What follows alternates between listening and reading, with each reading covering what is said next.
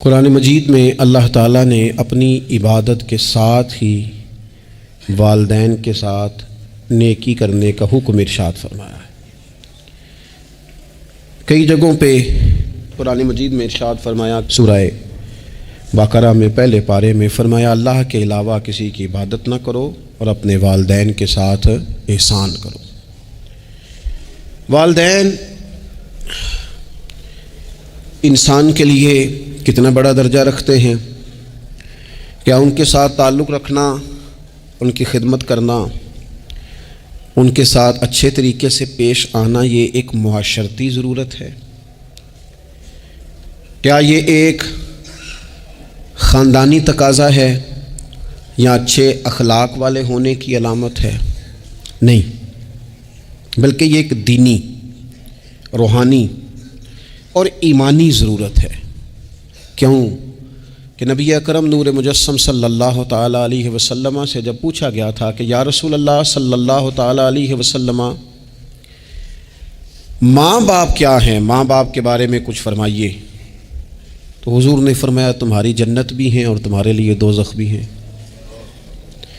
اگر تم ان کے حقوق اچھے طریقے سے ادا کرنے میں کامیاب ہو جاتے ہو، اگر تم ان کے ساتھ اخلاق عالیہ کا رویہ رکھنے میں کامیاب ہو جاتے ہو، اگر تم ان کے ساتھ محبت کا سلوک کرتے ہو، ان کو خوش کرنے میں کامیاب ہو جاتے ہو، شریعت اسلامیہ نے جو ان کے حقوق متعین کیے اگر وہ تم ادا کر لیتے ہو تو تمہارے لیے جنت ہے، اور اگر تم ان حقوق کو ادا کرنے میں ناکام رہتے ہو تو پھر تمہارے لیے دوزخ ہے۔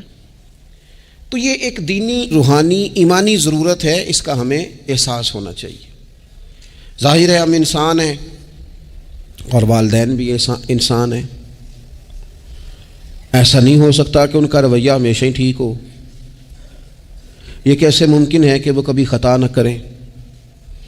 یہ کیسے ہو سکتا ہے کہ کبھی ان کے رویے میں ترش روئی نہ آئے، وہ کبھی تلخ نہ بولیں؟ یہ بھی بہت ساری جگہوں پہ دیکھا گیا ہے، اور یہ 100% حقیقت ہے کہ بعض مقامات پر والدین انصاف بھی نہیں کر پاتے۔ لیکن ایک مسلمان بیٹے کو کیا حکم دیا گیا ہے، اور اس سے شریعت نے یہ مطالبہ کیا ہے کہ والدین کا جو معاملہ ہے، ان کا جو رویہ ہے، اس کے لیے وہ رب کی بارگاہ میں جواب دہ ہیں۔ ساری عدالتیں دنیا میں تو نہیں نہ لگنی، ایک عدالت صبح قیامت بھی تو قائم ہوگی۔ اگر وہ کہیں کسی مقام پر، کہیں جگہ پر وہ کسی غلطی کا شکار ہیں تو عند اللہ جواب دیں گے، ہم کیا کریں؟ تو حضور علیہ الصلوۃ والسلام نے فرمایا اگر تمہارے ماں باپ تم پر ظلم بھی کریں تو تم نے پھر بھی نیکی کرنی ہے۔ تمہارے رویے سے خیر ہی پھوٹنی چاہیے، تمہارے لب و لہجے سے ان کے لیے ہمیشہ خوبصورت رائے کا اظہار ہی ہونا چاہیے، تمہارے بازو ان کے لیے ہمیشہ کھلے رہنے چاہیے، اور تمہیں ان کے معاملے میں ہمیشہ اپنے رب کو جواب دینے کا تصور قائم رکھنا چاہیے، تمہارے اندر کہیں کمزوری نہ آئے۔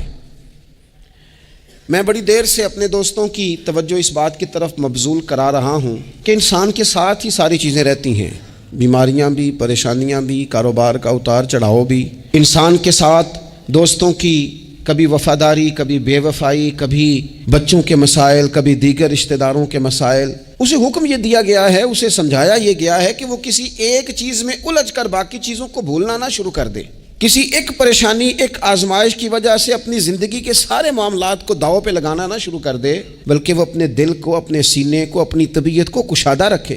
یہی معاملہ ماں باپ کے تعلق سے ہوتا ہے۔ ہم نہ ذرا دیگر کاموں میں بعض اوقات اس طرح کو الجھتے ہیں کہ اپنی اس اہم ذمہ داری سے ہم نظریں ہٹا لیتے ہیں۔ میرے نبی اکرم صلی اللہ تعالیٰ علیہ وسلم سے ایک شخص نے یہ عرض کیا تھا کہ یا رسول اللہ صلی اللہ تعالیٰ علیہ وسلم، میں نے نہ تیز دھوپ میں جلتی اور تپتی ہوئی زمین پر کئی میل کا سفر اپنی ماں کو اٹھا کے اس طرح کیا ہے کہ میرے پیروں میں جوتے نہیں تھے۔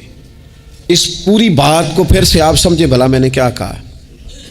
یعنی گرم زمین پر گرمیوں میں چلنا ایک انتہائی مشکل کام ہے، اور پھر گرمی اگر عرب شریف کی ہو اور صحرائی علاقہ ہو، اور پھر آپ نے ایک شخص کو بھی کندھوں پر اٹھایا ہوا ہو، یا رسول اللہ صلی اللہ تعالیٰ علیہ وسلم، گرم موسم میں گرم ریت پر ننگے پاؤں ماں کو اٹھا کر میں نے میلوں کا سفر کیا ہے۔ خدا را میری بات کو تقریر نہ سمجھنا، یہ ایک غلام نے اپنے نبی سے سوال کیا ہے۔ اس سوال کی لذت کو محسوس کریں اور پھر جواب کا حسن ملاحظہ کریں۔ عرض کی حضور، بڑا میں نے سنا ہے کہ ماں باپ کی خدمت کا حق ادا کرنا چاہیے، تو وہ میں کوئی حق ادا کر سکا ہوں، کوئی خدمت کر سکا ہوں؟ اس نے کہا میں نے میلوں ننگے پاؤں تپتی زمین پر صحرا میں سفر کیا ہے۔ تو محبوب کریم نے بھی اسے سبق یاد کرایا۔ اس نے اپنی طرف سے خدمت بتائی تھی تو حضور نے ماں کی شفقت بتائی۔ فرمایا جب تو پیدا ہوا تھا تو تیری ماں کو درد کے جھٹکے آئے تھے، وہ جو جھٹکے آئے تھے نا، ان جھٹکوں میں سے اب یہ ایک جھٹکے کا بھی تو حق ادا نہیں کر سکا۔ وہ جو درد کے جھٹکے تھے، وہ جو تکلیف تھی، کتنی مائیں دوران زچ کی دنیا سے چلی جاتی ہیں۔ وہ بیٹا پیدا کر گئی، خود رخصت ہو گئی، وہ جان پر کھیل گئی، لیکن ایک زندگی دنیا میں چھوڑ گئی۔ لیکن کیا کبھی ایسا ہوا ہے کہ کسی ماں نے کہیں کھڑے ہو کے کہا ہو کہ اوہو میں نے بڑا کام کیا ہے، میں نے بڑی خدمت کی ہے، میں نے یہ کیا ہے، میں نے یہ اعزاز دیا ہے، لیکن بچے تھوڑا سا کر کے نا، آپ نے ناراض نہیں ہونا، میں نے اپنے کانوں سے یہ باتیں سنی ہیں کہ جی الحمدللہ میں نے ابا جی کو حج کرایا ہے، شکر ہے اللہ کا جی، ابا جی میرے پاس ہی تھے جی، باقی بھائیوں کے پاس نہیں تھے۔ تو ابا جی کس کے تھے؟ پڑوسی نے حج کرانا تھا، آپ کے پاس تھے نا، تو آپ کے والد ہی تھے نا۔ آپ نے یہ 20 مرتبہ بتایا ہے کہ والد کی میں خدمت کرتا ہوں، میرے پاس رہتا، یہ بھی بتاؤ کہ ابا نے مجھے حصہ کتنا دیا ہے۔ ساتھ یہ بھی بیان کرو کہ صرف ابا ہی میرے پاس نہیں رہتا، میں نے بھی ساری زندگی باپ کے پاس ہی گزاری ہے۔ اس نے بھی کبھی کہا تھا چاروں میرے پاس ہوتے ہیں، پانچوں میں نے رکھے ہوئے ہیں۔ کیا مذاق ہے، کتنی چھوٹی سوچ ہے۔ اپنے والدین کے ساتھ بڑا رویہ عمدہ کیا جائے، کبھی نہ الجھنا۔ خبردار، ایک مقام پر ماں باپ کی نافرمانی کی جا سکتی ہے، وہ کب؟ جب وہ آپ کو دین کے مخالف چلنے کا کہیں، جب رب رسول کی مخالفت کا معاذ اللہ کہیں، اور مسلمان والدین یہ کبھی کہہ سکتے نہیں۔ باقی ہر کام میں ان کی فرما برداری ہے، ان کی خدمت ہے، ہر جائز کام میں ان کی بات کو تسلیم کرنا ہے۔ بلکہ حضرت اسماء بنت ابی بکر صدیق، حضرت صدیق اکبر رضی اللہ تعالی عنہ کی صاحبزادی ہیں، انہوں نے ایک دفعہ نبی پاک علیہ السلام کی خدمت میں ایک سوال بھیجا تھا۔ عرض کی یا رسول اللہ صلی اللہ تعالی علیہ وسلم، ماں مشرکہ ہے، اللہ رسول کو نہیں مانتی، معاذ اللہ، ماں مشرکہ ہے، تو حضور وہ مجھ سے ملنا چاہتی ہے، کیا میں اس سے حسن سلوک کر سکتی ہوں؟ تو نبی کریم نے فرمایا تیری تو ماں ہے نا، چل تم اچھا سلوک ہی کر، تم اپنا رویہ اس کے ساتھ ٹھیک رکھ، کیونکہ تیری والدہ ہے۔ میں آج حقوق والدین پر تقریر نہیں کرنے جا رہا، بس ایسے ہی مجھے خیال آیا۔ میں ایک دوست نے ایک سوال پوچھا ہے، مجھے اچھا لگا ان کا بات پوچھنا۔ انہوں نے یہ پوچھا ہے کہ اگر کسی شخص کے والدین دنیا سے چلے جائیں اور جانے کے بعد اسے احساس ہو کہ مجھ سے بڑی غلطیاں ہو گئیں، اسے احساس ہو کہ بڑی کوتاہیاں ہو گئیں، بڑی جگہوں پہ میں بھول گیا۔ بہت سارے لوگوں کو پچھتاوا ہوتا ہے کہ یار بڑی چیزیں تھیں جو ہم کر سکتے تھے پر ہم سے نہیں ہو سکیں۔ انہوں نے پوچھا جی کوئی اب بھی کوئی اس کا حل ہے؟ تو میں نے کہا ہے نا، ہم رسول رحمت کے ماننے والے ہیں صلی اللہ تعالی علیہ وسلم۔ نبی پاک صلی اللہ تعالی علیہ وسلم نے ارشاد فرمایا، الترغیب بالترہیب میں حدیث موجود ہے، حضرت انس بن مالک رضی اللہ تعالیٰ عنہ حدیث کے راوی ہیں۔ اللہ کے پیارے حبیب علیہ الصلاۃ والسلام نے فرمایا جس بندے کے والدین یا دونوں میں سے کوئی ایک انتقال کر جائے اور وہ معاذ اللہ ان کا نافرمان ہو، تو فرمایا پھر ان کے لیے دعا کرتا رہے، استغفار کرتا رہے، کرتا رہے، کرتا رہے، کرتا رہے، امید ہے اللہ اسے نیکوکاروں میں لکھ دے گا، وہ فرما برداروں میں آ جائے گا۔ شرط یہ ہے کہ وہ ان کے لیے استغفار کرے، دعائے مغفرت کرے، اب ان کے لیے وہ اب ہی شروع کر دے ان کو یاد کرنا، ابھی اس مقام پر آ جائے، ابھی کچھ سوچ لے، تو اللہ تعالیٰ کی بارگاہ سے کرم کی امید ہے کہ اللہ اس نے جو زندگی میں اس سے غلطیاں ہو گئی، رب اس کی ان غلطیوں کو معاف کر دے گا۔ روز استغفار کرے۔ ایک دوست نے مجھ سے ایک دفعہ پوچھا تھا کہ حضرت صاحب والدین چلے گئے ہیں، ان کے لیے کیا کروں؟ تو بڑی بڑی چیزیں بھی کی جا سکتی ہیں، لیکن میں نے اپنے اس محبت والے دوست کو یہ محبت والا مشورہ دیا تھا کہ میں چونکہ آپ کو جانتا ہوں آپ نماز میں کوتاہی کرتے ہیں، آپ نہ نماز پڑھنی شروع کر دیں، وہ کہنے لگے جی وہ تو میں پڑھوں گا، والدین کے لیے کیا کروں؟ میں نے کہا نماز پڑھیں، ہر نماز کی آخری رکعت میں کہو گے نا ربنا اغفر لی ولی والدیہ، کہو گے نا ہر نماز میں، تو کتنا بڑا اجر ملے گا آپ کے والدین کو۔ اور پھر وہ سارا اسلوب کہ پہلے آپ نے قیام کیا، پھر آپ نے رکوع کیا، پھر آپ نے سجدہ کیا، پھر آپ اتحیات میں بیٹھے، پہلے آپ نے اللہ کی بارگاہ کے اندر اس کی عبادت کرنے کا دھم بھرا، پھر اس کی وحدانیت کی شہادت دی، پھر اس کے محبوب پر درود پڑھا، اتنے سارے کام کر کے اب آپ نے آخر میں کہا ربنا اغفر لی والی والدیہ، یا اللہ مجھے بخش دے اور میرے والدین کو بخش دے۔ تو بتائیے اللہ کتنا کرم فرمائے گا۔ تو اپنے والدین کے لیے ان کے جانے کے بعد بہت ساری چیزیں ہیں، کفن دفن کا بندوبست کیا جائے، جنازے کا اہتمام کیا جائے، لیکن کچھ چیزوں کو نبی پاک علیہ الصلاۃ والسلام نے ذرا توجہ سے ہمیں سمجھایا ہے اور ہماری بار بار توجہ دلائی ہے۔ ایک شخص نے عرض کیا تھا یا رسول اللہ صلی اللہ تعالیٰ علیہ وآلہ وسلم کہ میرے والدین دنیا سے چلے گئے ہیں تو کیا اب بھی میں ان کے ساتھ کوئی بھلائی کر سکتا ہوں؟ اچھا پہلے میں آپ سے ایک بات عرض کروں، ہمیں موقع ملتا ہے ختمات شریف پہ جانے کا، اصال ثواب کی مجالس میں حاضری کا، اور پھر اللہ تعالیٰ یہ بھی موقع دیتا ہے کہ بعض اوقات مسلمانوں کے لیے دعا کرتے ہیں اور ہمارے ذمے لگا دیا جاتا ہے کہ جناب اتنا اصال ثواب کرنے کے لیے اہتمام کیا گیا ہے تو یہ آپ کر دیں۔ تو ہم پتہ کیا کرتے ہیں، ہم کہتے ہیں کہ جناب جانے والے کا نام بتاؤ، نام بتاتے ہیں تو ہم فلاں بن فلاں کہہ کے جو نام بتایا جاتا ہے ان کے لیے دعا کر دیتے ہیں، لیکن جب والدین کے لیے دعا کرتے ہیں پھر نام تو نہیں نہ لیتے، پھر کیا کہتے ہیں یا اللہ میرے والد کو بخش دے، میری والدہ کی مغفرت۔ اس کا مطلب ہے وہ دنیا سے چلے گئے، آج بھی ماں باپ ہیں، وہ رخصت ہوئے، انہوں نے پردہ کیا، ان کی روح کا رشتہ ٹوٹا ہے پر تیرا رشتہ ان کے ساتھ آج بھی قائم ہے، تیرا تعلق ان سے ٹوٹ سکتا، وہ تیرا تعلق، میں نے ایک دفعہ پہلے بھی کہا تھا میرا بیٹا شاید قد میں مجھ سے تھوڑا اونچا ہو گیا ہو اور اللہ تعالیٰ نے مجھے بڑے محبت والے سنگی دیے، میں نے اپنی حیثیت اہمیت سے بڑھ کر دنیا میں محبت پائی، لیکن میں نے اپنی زندگی میں سب سے زیادہ اپنے والد کی کمی محسوس کی، میں بڑی محسوس کی۔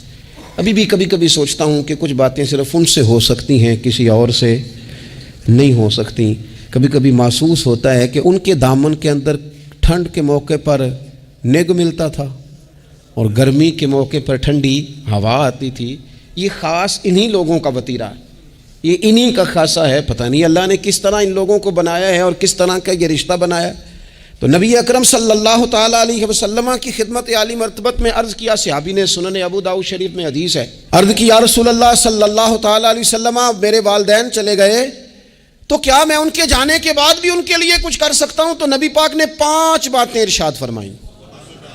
فرمایا ہاں، ایک تو ان کے لیے دعا مانگا کر، دوسرا اللہ کے محبوب نے فرمایا ان کے لیے استغفار کیا کر، تیسرا رسول کریم علیہ السلام نے فرمایا اگر انہوں نے کسی سے کوئی وعدہ کیا تھا تو اسے پورا کر دے، اگر تجھ سے ہو سکے، اور رسول کریم علیہ السلام نے فرمایا اگر ہو سکے تو ان کی طرف سے صلہ رحمی بھی کر، یعنی ان کے رشتہ داروں سے اچھا سلوک کر، اپنے چچاؤں کے ساتھ تو نیکی کر، اور اگر تیری والدہ کی طرف سے تو نیکی کرنا چاہے تو اپنے ماموں کے ساتھ، خالاؤں کے ساتھ تو اچھا سلوک کر، اور پھر 5ویں نمبر پر محبوب نے فرمایا اپنے والد کے دوستوں کی تعظیم کر، ان کے لیے تیرے دل میں اچھے جذبات ہوں، تو اکرام کر دوستوں کا۔ اور والد کے دوستوں کے اکرام کا تو اتنا بڑا درجہ ہے کہ حضرت ابو بردہ رضی اللہ تعالیٰ عنہ تشریف لائے مدینہ طیبہ میں، حضرت ابو بردہ مدینہ طیبہ میں تشریف لائے تو حضرت عبداللہ ابن عمر رضی اللہ تعالیٰ عنہ ان سے ملنے پہنچ گئے فٹافٹی، مصروف آدمی تھے حضرت عبداللہ ابن عمر، بہت بڑے مفتی تھے، لوگ ہر وقت مسائل پوچھتے تھے، حج کے سب سے زیادہ مسائل انہی کو آتے تھے، اور صحابہ میں ایک بہت بڑا مقام رکھتے تھے۔ حضرت عبداللہ ابن عمر فوراً حضرت ابو بردہ رضی اللہ تعالیٰ عنہ سے ملاقات کے لیے پہنچے، اور پہنچتے ہی فرمانے لگے آپ کو پتہ ہے میں آپ سے کیوں ملنے آیا ہوں؟ حضرت ابو بردہ کہنے لگے میں تو خود بڑا حیران ہوں کہ آپ ایک مصروف آدمی اور آپ ٹائم نکال کر کے میرے پاس تشریف لائے۔ فرمانے لگے اس لیے آیا ہوں کہ میرے والد آپ کے والد کے دوست تھے، حضرت فاروق اعظم کے دوست تھے آپ کے والد، اور یہ صحیح ابن حبان میں یہ لفظ موجود ہیں۔ حضرت سیدنا عبداللہ ابن عمر رضی اللہ تعالیٰ عنہ فرمانے لگے نبی پاک علیہ السلام نے فرمایا ہے کہ جو اپنے والد کی قبر میں ان سے اچھا سلوک کرنا چاہے وہ والد کے دوستوں کے ساتھ اچھا سلوک کرے۔ وہ اس رویے کو، اس محبت کو قائم کرے، اس چیز پر خاص اہتمام کرے، خاص ذوق دے۔ ہمارے ہاں نا جی ہم جلدی سے مصروف ہو جاتے ہیں اور اپنے دوستوں کو زیادہ ٹائم دیتے ہیں، اپنا آنا جانا، اپنا اٹھنا بیٹھنا، اپنے شب و روز ان میں ہم زیادہ وقت گزارتے ہیں۔ کرنے کا کام یہ ہے کہ تھوڑا ٹائم نکال کے، تھوڑی فرصت دیکھ کر اس پر تھوڑی توجہ دی جائے۔ اسی طرح معروف روایت سیاستہ میں موجود ہے، حضرت مالک بن دار کہتے ہیں کہ میں حضرت عبداللہ ابن عمر کے ساتھ جا رہا تھا تو میں نے دیکھا ایک بدو ننگے پاؤں اور ننگے سر آ رہے ہیں۔ حضرت عبداللہ ابن عمر نے فٹافٹ انہیں اپنی سواری بھی دے دی، سیاستہ سے حدیث عرض کر رہا ہوں، سواری بھی دے دی اور پگڑی بھی دے دی۔ فرماتے میں نے عرض کی حضرت عبداللہ ابن عمر سے کہ حضور یہ بدو ہیں گے تو تھوڑے سے نذرانے پہ بھی خوش ہو جاتے، آپ کوئی عام معمولی سا تحفہ بھی دیتے تو راضی ہو جاتے، اور آپ نے پگڑی بھی دے دی اور گھوڑا بھی دے دیا۔ حضرت عبداللہ ابن عمر کہنے لگے یہ کوئی عام آدمی نہیں، یہ میرے والد کے دوست ہیں، اور والد کے دوستوں سے محبت کرنا یہ ہمیں رسول رحمت نے سکھایا ہے، کیونکہ اصلاں نال جے نیکی کریے تو نسلاں تاک نہیں بھول دے۔ محبتوں کو قائم رکھنا، ان کو دوام دینا۔ ہمارا تو چچا کے ساتھ سلوک نہیں رہتا، توجہ نہیں رہتی۔ ہم نے اصالِ ثواب کا جو مفہوم بنا لیا ہے وہ بڑا گڑبڑ ہے۔ اگر تو کسی کے پاس بہت زیادہ پیسے ہوتے ہیں تو وہ اصالِ ثواب کی محفل ویسے ہی ایک سیاسی اجتماع بن جاتی ہے، اور جو عام لوگ ہیں ان کا زور کہیں نہیں چلتا تو چلو مسجد میں تو چلتا ہی ہے نا، وہ آ کے کہتے ہیں مولوی صاحب کو کہ بچے بھیج دیں اور پورا قرآن پاک پڑھانا ہے ہم نے۔ بھئی نبی پاک علیہ السلام نے تو فرمایا جتنی دیر دل جمے اتنی دیر پڑھو، آپ نے کیوں پابند کیا پورا پڑھنے کا؟ اور پھر اللہ تبارک و تعالیٰ اگر معاف فرمانے پہ آئے، وہ تو پتر بسم اللہ بھی پڑھے تو اللہ باپ کو معاف فرما دیتا ہے۔ شرط یہ ہے کہ خلوص ہو، وہاں تو معیار دیکھا جاتا ہے، مقدار تھوڑی دیکھی جائے گی۔ تو اصالِ ثواب تو یہ ہے کہ آپ ضرورت دیکھیں کس چیز کی ہے۔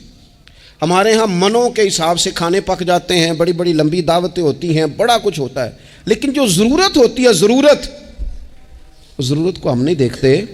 اگر آپ کوئی اور کام ضرورت کا کرا دیں نا، کروڑوں روپیہ آپ نے لگا دیا ختمات پہ اور فلاں پہ، اور جس قبرستان میں آپ نے والد کو دفن کیا اس میں تو غریبوں کے لیے مزید جگہ ہی نہیں دفن کرنے کی، تو یہ اچھا اصالِ ثواب نہیں تھا کہ قبرستان کی جگہ بڑھائی جاتی؟ یہ اچھا اصالِ ثواب نہیں تھا کہ مسجد کا ماحول دیکھا جاتا، علاقے کے غرباء پر نظر کی جاتی؟ وہ لوگ جو بیچارے قرض کے نیچے آ کے پوری طرح دب گئے ہیں، نفسیاتی مریض ہو گئے، ان غریبوں کو دیکھا جاتا، یہ اصالِ ثواب نہیں تھا؟ آپ دیکھیے حضرت سعد رضی اللہ تعالیٰ عنہ نے حضور کی بارگاہ میں عرض کی، یا رسول اللہ صلی اللہ تعالیٰ علیہ وآلہ وسلم، میری ماں ایک غلام آزاد کرنا چاہتی تھی، اگر میں ان کی طرف سے وہ غلام آزاد کر دوں۔ موطا امام مالک میں روایت موجود ہے، اب غلام آزاد جب آپ کر دیتے تھے نا، آج کل تو غلام بکتے نہیں، لیکن ایک قسم غلامی کی آج بھی ہے، بتا دوں آپ کو، وہ جو بندہ ایڈوانس نہیں لے لیتا بیچارہ 4 لاکھ روپیہ، پھر اس کو تنخواہ بھی پوری نہیں ملتی، پھر اس کی جان بھی نہیں چھوٹتی، وہ کہیں اور جا بھی نہیں سکتا۔ بھئی آپ ایڈوانس دیں گے کسی کو، اس کو خرید تو نہیں نہ لیں گے، اس کی مجبوری تو نہیں نہ خریدیں گے، اللہ کو ناراض تو نہیں نہ کر لیں گے۔ آپ ایڈوانس دیں لیکن پھر اسے تنخواہ بھی تو اتنی دیں جتنی معاشرے میں روٹین سے ہوتی ہے۔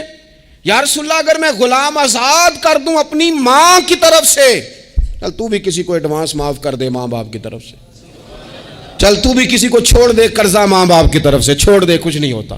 رسول کریم علیہ السلام کی بارگاہ میں عرض کی حضرت سعد نے، یا رسول اللہ صلی اللہ تعالی علیہ وسلم، اگر میں اماں کی طرف سے غلام آزاد کروں تو ماں کو ثواب ملے گا؟ حضور نے فرمایا کرنا، ملے گا نا تیری ماں کو ثواب، کرنا، تم یہ اصالِ ثواب، یہ والا اصالِ ثواب کرنا۔ حضرت سعد رضی اللہ تعالیٰ عنہ نے ایک مقام پر یہ بھی عرض کیا تھا، ابو داؤد شریف میں موجود ہے کہ یا رسول اللہ صلی اللہ تعالیٰ علیہ وسلم، میری ماں کا انتقال ہو گیا، ان کی طرف سے کچھ کرنا چاہتا ہوں، کیا کروں؟ میں آپ سے عرض کرتا ہوں نا، تنقید کرنا تو آسان کام ہے، تو بنائے نا کسی مدرسے میں کمرہ جہاں طالب علم پڑھیں، والدین کی طرف سے بنائیں، جا کے دیکھو نا، یہ بات کرنا تو آسان ہے کہ ہسپتالوں میں ایک بیڈ پہ 4 لوگ پڑے ہیں، تو آپ اپنے والد صاحب کی طرف سے ہسپتال میں 2 کمرے بنوا دینا، آپ کو 20 بیڈ پہنچا دینا، آپ جا کے بات کریں کسی ٹرسٹ والے سے اور کسی سرکاری ہاسپٹل والے سے کہ لائنوں میں لگے ہوئے ہیں لوگ، ہارٹ کا پیشنٹ جو بیچارہ قریب ہو جاتا ہے موت کے اور اس کا ٹیسٹ ہی نہیں ہو پاتا، مشینیں نہیں چلتی، تو آگے بڑھے نا۔ کیا یہ کام نہیں ہے دور بیٹھ کر تنقید کر دینا اور تھوڑی دیر تبصروں کا مزہ لے کے چپ کر دینا؟ یہ تو کوئی بھی کر لے گا، لیکن عملی اقدام کس نے کرنا ہے؟ حضرت سعد نے عرض کی حضور اماں چلی گئی ہے، ان کے لیے کیا کروں؟ تو شارحین حدیث کہتے ہیں شاید میٹھے پانی کے کنووں کی بعض جگہوں پہ کمی تھی کریم نے فرمایا پانی کا احصال ثواب کر. حضرت سعد نے اماں کی طرف سے پورا کنواں کھدوایا اور حضور نے نام رکھا, فرمایا یہ سعد کی ماں کے نام کا کنواں ہے, تو کر دیں اماں جی کے نام پر کوئی خیر کا کام. اگر اور کچھ نہ ہو سکے تو اگر گلی ہم نے تنگ کر دیا نا تو ابا جی کی طرف سے وہ کشادہ کر دیں, اس کا بھی ثواب ہوگا انشاءاللہ. 4 فٹ جگہ چھوڑ دیں تاکہ لوگوں کو آنے جانے میں آسانی ہو. جہاں جہاں آپ لوگوں کے لیے خیر کریں گے اس پہ اللہ اجر عطا کرے. تو احصال ثواب کی یہ والی صورتیں بھی اختیار کریں. پھر ٹائم نکال کر والدین کی قبر پر جائیں اور وہاں حاضری دیں. جو لوگ مزارات پر جانے کے شوقین ہیں وہ ضرور جائیں, میں بھی جاتا ہوں. اور میں آپ کو پہلے بھی کہہ چکا ہوں, میں داتا صاحب رحمۃ اللہ علیہ کبھی بھی اس طرح نہیں گیا کہ میں جلسے پہ گیا ہوں, محفل پہ گیا ہوں, کسی کام گیا ہوں تو حاضری دے لوں. میں سمجھتا ہوں یہ ٹھیک نہیں ہے. میں تو داتا صاحب اسپیشل جاتا ہوں. میں تو حضرت بابا صاحب بھی جب جاتا ہوں تو اسپیشل جاتا ہوں, اور میں جاتا بھی ہوں تو ان کی خدمات دینیہ کو, ان کی عظمتوں کو سلام کرنے جاتا ہوں. میں تو فیوزات روحانیہ کے لیے جاتا ہوں, ایز اے خاص جاتا ہوں, حاضری دیتا ہوں. یہ بڑا کمال بات ہے. لیکن آپ کو ایک بات عرض کروں, یہ اللہ والوں کے مزارات ہیں, ان پر ضرور جانا چاہیے. لیکن ایک بات یاد رکھنا, ہر بیٹے کے لیے اس کے باپ کی قبر مزار ہے, ہر بیٹے کے لیے اس کی ماں کی قبر مزار ہے. اس پر بھی حاضری دو. حاضری کا مزاج بناؤ. یہاں جا کر کے نا حاضری دے کے آؤ. میں قبرستان سے نکل رہا تھا تو ایک دوست نے مجھے کہا کہاں ہیں؟ میں نے کہا میں اپنے والد صاحب کی قبر پہ حاضری دے کے آ رہا ہوں. کہنے لگے ان کا مزار کہاں ہے؟ میں نے کہا وہ آپ کے لیے تو کوئی روایتی مزار نہیں ہے, وہ میرے لیے مزار ہے, کیونکہ میرے والد ہیں نا, وہ راضی ہوں گے تو رب راضی ہوگا. والدہ کے لیے نبی پاک نے فرمایا اس کے پیروں کے نیچے جنت ہے, تو جس کے پیروں کے نیچے تیری جنت ہے بتاؤ اس کی قبر تیرے لیے مزار نہیں؟ اس کی قبر تیرے لیے باعث فیوز و برکات نہیں؟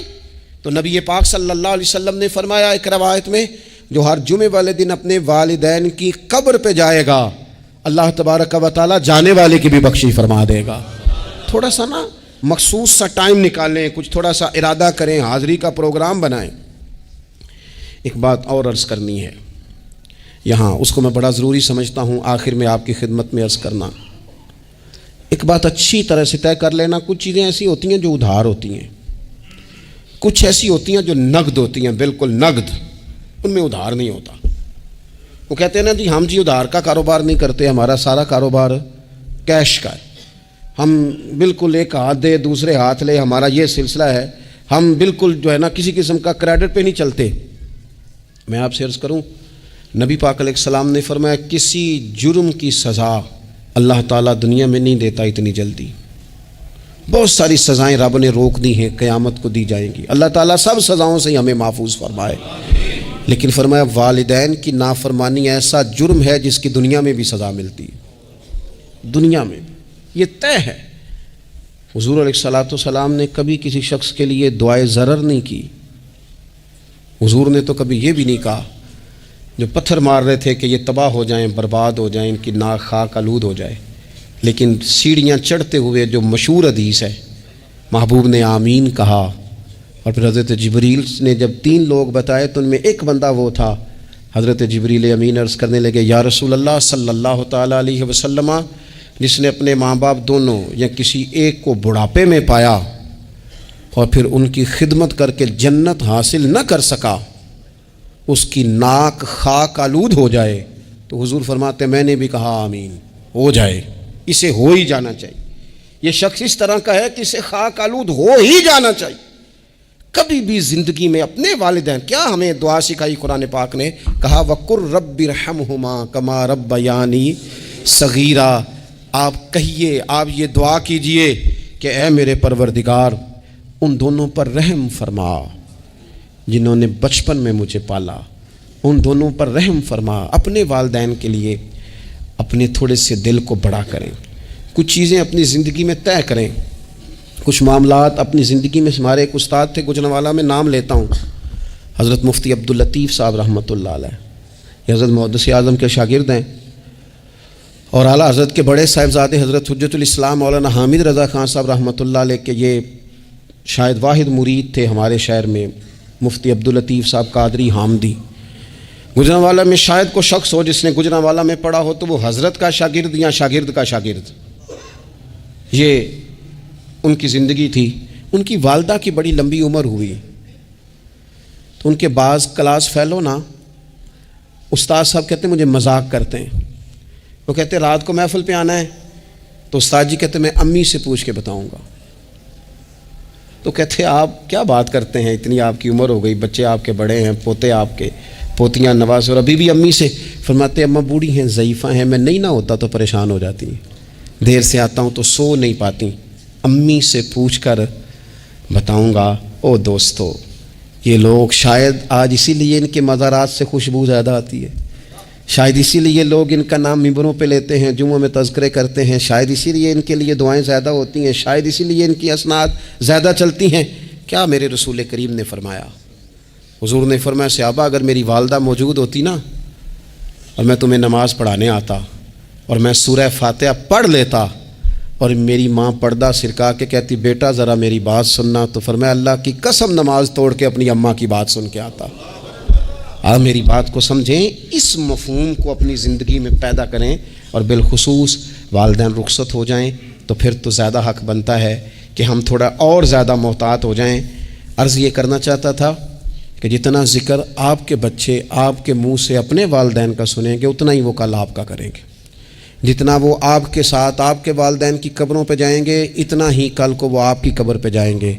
जितना वो आपको देखेंगे अपने वालिदैन के लिए साले सवाब करता, उतना ही वो आपके लिए करेंगे। ये जो हम कहते हैं ना बच्चे बाद में दे देंगे, पुत्र इन्हें पैसे दे देना मेरे वालों, कुछ नहीं देने उन्होंने, इसलिए कि उन्होंने आपको अपने वालिदैन की तरफ से कोई सदका करते नहीं देखा, तो वो आपकी तरफ से क्यों करेंगे जी? ये तो रिवाज है जो आपने डालना है, तो ये घर में डल जाना है। अल्लाह तबारक व तआला की बारगाह में दुआ करता हूँ, अल्लाह हमें समझ नसीब करे।